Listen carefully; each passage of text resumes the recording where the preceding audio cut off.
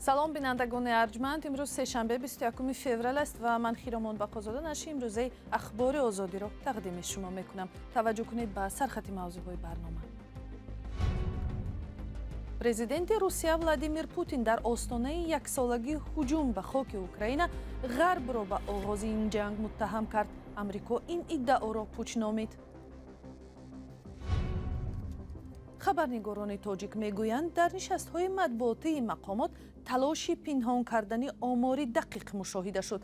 بعضی طلبات به خود خبرنگاران هم صدا داد. از نمایندگان واسطه اخبار ما طلب کرده شود که برای اشتراک در نشست‌های مطبوعاتی با لباس رسمی و نیم رسمی حاضر شوند. ساکنان محله مرزی در وروخ میگویند اینترنتی درست ندارند و هنگام مناقشه ها نمیدانند کجا زنگ زنند و چیکار کنند. روز باشد با یا کوبران و گم بزنید یا پای میفته. اینجا ایلا خانه علاج گازین نیست. شب باشد اومد گازن نمیشه. پرزیدنت روسیه ولادیمیر پوتین بخش اساسی سخنرانی امروزش را به تلاش سفید کردن جنگ علیه اوکراین بخشید و ادعا کرد که غرب به موجودیت روسیه تهدید میکند. سخنرانی پوتین یک روز بعد از سفر جو بایدن پرزیدنت آمریکا به اوکراین صورت گرفت که او آنجا پشتیبانی واشنگتن از اوکراینی ها و کیف را بیان نمود. شهلای گلخوجه گزارش میدهد. президенти Русия Владимир Путин дар паёми солонааш исрор варзид ки мамолики ғарбӣ ба ҳастии кишвараш таҳдид мекунанд. Як сол пеш вақти Кремл таҷовузи васеъмиқёс ба хоки Украинаро шурӯъ кард, давлатҳои ғарб аз Украина пуштибонӣ карданд. рӯзи сешанбе дар арафаи аввалин солгарди амалиёти низомии Русия дар Украина, Путин дар паёме ба вакилони Маҷлиси федералӣ, ҳукумати Украина ва кишварҳои ғарбро ба ангехтани ҷанҷоли Украина айбдор намуд. مسئولیت نیزا در اوکراین، عمیق رفت آن و افزایش شماره قربانی‌ها پره بر دوش الیت‌های غربی است و البته رژیم کیف که برای مردم اوکراین واقعاً بیگانه است. خبرنگاری رویترز менависад 24 феврали соли 2022 Путин ва атрофиёнаш гумон доштанд ки амалиёт дар Украина чанд ҳафта идома мекунад, вале бо гузашти як сол нишонаҳои хатми низо ба назар намерасад. паёми солонаи Путин мебоист дар моҳи декабр пахш мешуд, аммо нокомиҳо дар ҷабҳа боис гашт ки то моҳи феврал ақиб афтад. як рӯз пеш аз паёми Путин, президенти Амрико Ҷо Байден ба Украина сафар карда, изҳороти ахири раҳбари Русияро ки мамолики ғарбӣ таваҷҷӯҳ ба Украинаро коҳиш доданд, беэътибор намуд. раҳбари Амрико ваъда дод ки кишвараш боз ба миқдори $500 миллион ба Украина кӯмаки низомӣ тақдим хоҳад кард. бар илова, кишварҳои ғарбӣ тасмим доранд дар муқобили Русия ки ба як ҳамлаи густурда дар Украина омодагӣ мегирад, як ҷабҳаи муштарак барпо кунанд. در تاجیکستان یک ماه گذشته مقامات ساختارهای دولتی ژورنالیستان را دعوت کرده از کار یک ساله‌شان گزارش دادند. نشست‌های خبری سال 2 دفعه برپا می‌شوند، ولی بسیاری از خبرنگاران هرچی بیشتر از این نشست‌ها ناقناعتمند می‌مانند. حالا ژورنالیستان میگویند در رفتار مسئولین وسیله‌های نوی فرار از پخش اطلاعی دقیق را مشاهده کردند. برات یوسفی و الشیر ظریفی گزارش می‌دهند.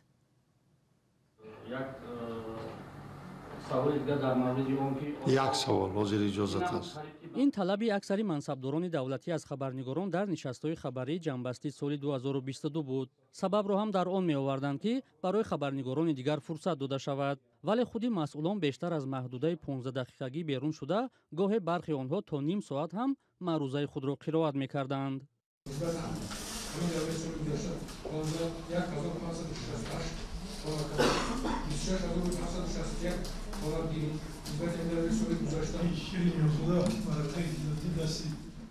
برعکس نشست‌های گذشته، این نوبت برخی مسئولین وزارت و اداره‌های دولتی قبل از آغاز قاعده‌های نوی برگزاری نشست‌های خبری را به خبرنگاران گوشرس می‌کردند.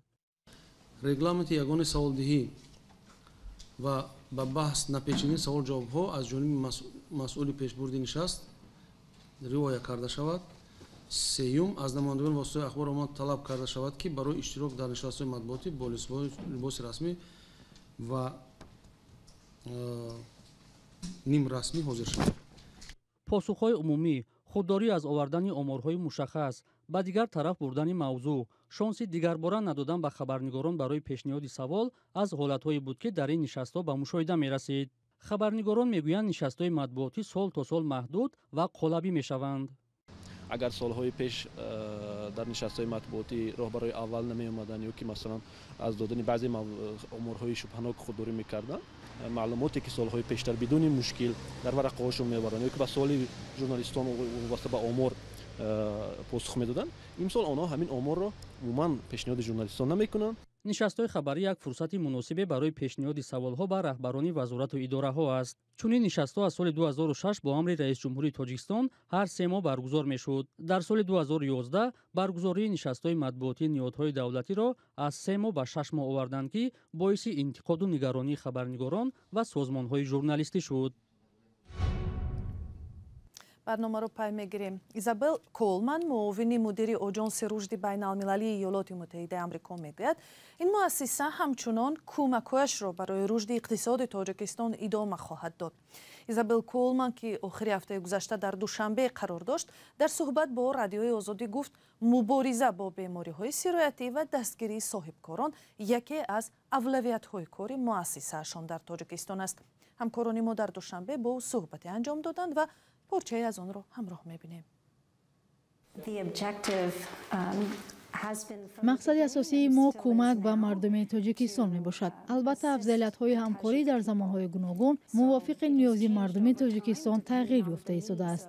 لیکن ساحه‌هایی که امروز همکاری کرده ایستاده‌ایم از چند بخش عبارت میباشد. پیش از همه ما در ساحه تندرستی یک همکاری بین‌نهایت وسیع داریم. امروز جهت مبارزه با بیماری‌های مانند ویروس مسمومیت آدم و بیماری سیل برنامه‌های وسیع داریم. چه خیلی که می‌دانیم امروز بیماری سیل در تاجیکستان یک مشکلات خاصه را تشکیل می‌دهد. برای همین ما جهت تبابت و هم پیشگیری بیماری مذکور کوشش‌های ضروری به خرج داده ایستاده‌ایم. دیگر بیماری‌ها به مانند ویروس مسمومیت آدم و دیگر بیماری‌های سرایتی را در بر می‌گیرد که برای مبارزه آنها ما با جمهوری تاجیکستان کمک کرده ایستاده‌ایم.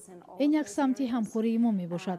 بخش دیگری همکاری ما مساعدت بر رشد اقتصادی میباشد. در این جاده ما برای بلند برداشتن نیروی کارخانه‌های گوناگون جهت تغییر دادن و بهتر کردن ساختارهای موجوده و اینچنین بلند برداشتن اقتدارهای کارخانه لایحه‌های گوناگون را عملی کرده ایستاده‌ایم. هدف از این کارها آن است که صاحبکاران تاجیک توانند فعالیت خود را به راه مانند، استحصالات را رشد دهند و اینچنین محصولات زیادتی خود را به خارج صادر کنند. ساحه دیگری همکاری ما بخش معارف می باشد. روز گذشته من به یک مکتب اینترنت در شهر حصار سفر کردم. در آنجا ما 2000 دانه کتاب را با حروف برایل به کودکان بینویششان سوز تقدیم نمودیم. این کتاب ها به کودکان برای تحصیلات فراگیر به آنها کمک می کند و امکان می دهد که آنها در مکتب های مقرری با دیگر کودکان درس خوانند. علاوه بر این گفته می توانم که بسیار آموزش ها از طرف برنامه های ما عملی شده ایستاده است. یکی از مرکزهایی که ما دستگیری می کنیم مرکز تحصیلاتی منتسل می باشد که در آنجا با صاحبکاران و نمایندگان قشرهای گوناگون اهالی جهت به راه ماندن و رشد فعالیت صاحبکاری آموزش های گوناگون پیشنهاد کرده می شود. بیننده گرامی، مصاحبه کامل با ایزابل کولمن به زودی در وبسایت رادیو آزادی و همین کانال آزادی ویدیو در یوتیوب نشر می شود. آن را تماشا کنید.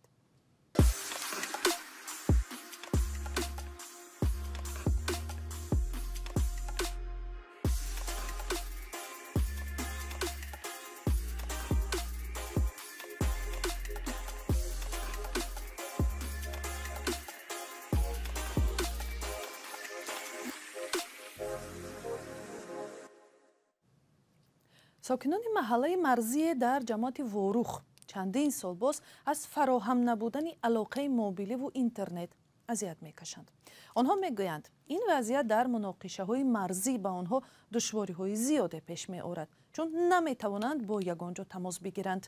همکار ما فرزان محمدی به یکی از این محله ها رفت. خانواده جبار بابایف تقریبا هر روز وقت زیاد خش را برای پیدا کردن موج اینترنت و علاقه صرف میکنند. دو فرزند و دامادهای بابایف و چندین خش دیگرش سالها باز بیرون از تاجیکستان زندگی میکنند ولی در حالتهای ضروری نمیتواند با آنها تماس بگیرد. روز باشد با یا کوبران و گم بزنیم یا پای میفریم. اینجا ایلا خونه علاج گازین نیست. شب باشد اومد گازن نمیشه. در محله بیدک جماعت واروخ بیشتر از 30 سال باز حدود 2000 تاجیک زندگی میکنند. آنها میگویند نارسایی آب آشامیدنی و راهی ناهموار و دشوارگذر یک طرف و نداشتن علاقه دسترس یک مشکل اساسی دیگری روزگاری آنها گردیده است. ما مکتوب کردیم لیکن جواب منفی نگرفتیم تا حاضر. یگان کس عرضه ما یگان خیلی چاره‌بینی نکرد. فرهمند مسعودوف دانشجوی سال سوم زبانهای خارجی در دانشگاه دولتی خوجند به نام اکادمیک باباجان غفوروف است. هرگاه که برای تعطیل به زادگاهش می آید از نوگانی‌های فنیش بی بهره میماند. امروز جهان امروزی ما بسیار یعنی علاقه یعنی اینترنت بسیار مهمتر است مخصوصا برای من و دیگر. مسئولان خدمات علاقه میگویند از این مشکلی منطقه های مرزی جماعت واروخ آگاهند. 4 سال پیش بین واروخ و چارکور خطی اپتیکی داشتیم. همسایه ها ما روزی میشد گپ بزنیم من سرحد میرم سرحدشاش نمیگم سرحدشاش رو بیان نمیمونم پیوست کردم نمیمونم یعنی که علاقه وقتی که علاقه سیمی شد فیزیکی شده علاقه سرعتش هم بالا صفتش هم بالا میشه. ساکنان میگویند باید مقامات به این منطقه مرزی از این جهت توجه بیشتر دهند. از شرکت‌های موبیلی مگافون، زد موبایل، تسل خواهش کرده می شود که احترامانه خواهش میکنیم که از نام همه زاده و استقامت کنندگان دهه بیدک محله بیدک خواهش میکنم که بیارید همون موج پخش کنه که خود را چسبونید. اینجا مشتریان بسیارند، خواهشمندان بسیارند که از شرکت‌های شما استفاده برند. چنین مشکلی را دیگر منطقه‌های مرزی شهر اسفره هم دارند و اکثر ساکنانش تنها از یک شرکت موبیلی استفاده میکنند. انتخاب وسیع ندارند. فرزا محمدی، رادیو آزادی، شهر اسفره. در هر گوشه جهان از جمله تاجیکستان خانه‌های گیلی نشانه از فقر و قشاقی به حساب می‌رود. حالا در مجارستان یا وینگریا یکی از کشورهای اروپای پیشرفته ساختمان این نوع خانه‌ها اندک اندک زیاد شده است. چرا؟ طاهری سفر گزارش می‌دهد.